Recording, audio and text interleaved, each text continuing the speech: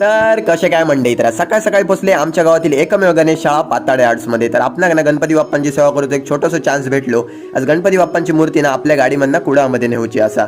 तर एकदम जबरदस्तच वाटा होता माका. तर फायनली गणपती बाप्पांची मूर्ती कुडामध्ये तर घेऊन येईल आणि त्याच्यामुळे मी एकदमच खुश होते. तर आता चाललो आपण दुसऱ्या भाड्याकता म्हणजे आमच्या गावाच्या बाजूच्या गावात. तर माणकुली गावात जाते आणि एकदम मस्त आणि निसर्गाच्या सानिध्यात असं. आमची सगळेच गाव एकदम निसर्गाच्या सानिध्यात असत. पुढे गेल्यानंतर लागलो असं कच्चं रस्ता आणि याच्याचमुळे गाडी ना खराब होता. तर आपण भाडा सोडले आणि पोहोचले पेंडूरमध्ये. काळसे पेंडूरमधनं कोण असतात तर नक्की कमेंट करा. आणि आपले ना मिलिंद हळदणकर मला सबस्क्रायबर असत ना, त्यांचा पण माका भाडा अगोदरच ठरलेला होता.